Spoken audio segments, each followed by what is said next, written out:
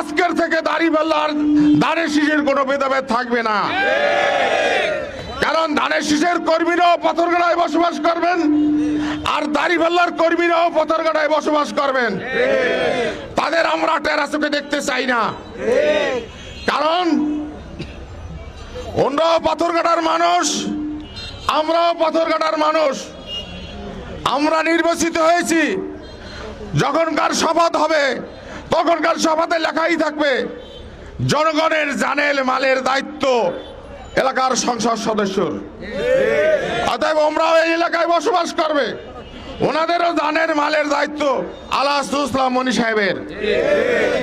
অতএব আমি বিএনপি করেছি, আমি অতি উৎসাহিত হয়ে একটা জামাত ইসলামের কর্মীকে অপমান করব, তা কিন্তু হবে না। আপনাদের ব্যক্তিগত শত্রুতা থাকতে পারে, আপনাদের জায়গা জমি নিয়ে শত্রুতা থাকতে পারে, আপনাদের পাওনা দাওনা নিয়ে শত্রুতা থাকতে পারে, আপনাদের ব্যবসা বাণিজ্য নিয়ে শত্রুতা থাকতে পারে, সেইটা কিন্তু দলের ভিতরে টানবেন না। যদি তদন্ত করে দেখা যায় ব্যক্তিগত শত্রুতাই দলের ভিতরে আনতে আসেন, সেইটার কিন্তু আপনারা আমাদের কাছে সাপোর্ট পাবেন না।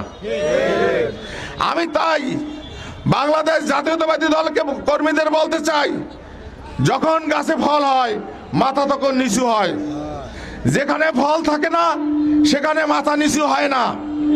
অতএব ওদের কাছে ফল নাই, ওদের মাথা উপরে উঠতেই পারে, আমাদের কাছে ফল হয়েছে, আমাদের মাথা আল্লাহর রহমতে 5টি বছর নিচে থাকবে। আমি আলাহাসুল ইসলাম মনি সাহেবের পক্ষ থেকে আমি পাবনা পাথরঘাটা বেতাগীর মানুষকে অনুরোধ করব, আমাদের কাছে ফল ধরেছে, এই ফল আমরা 5টি বছর লালন পালন করতে চাই।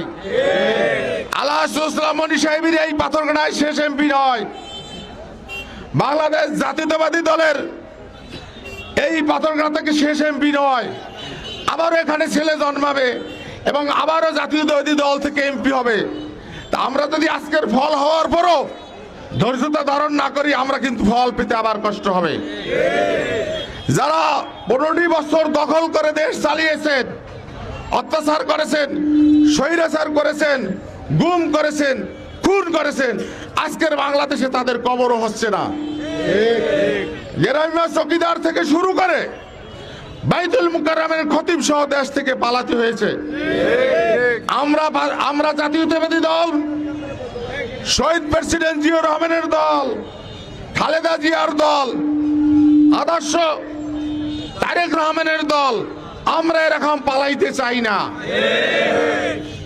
আমরা এই পাথরঘাটা থেকেই আবার যখনকার নির্বাচন হবে, নির্বাচনে মোকাবেলা করতে চাই।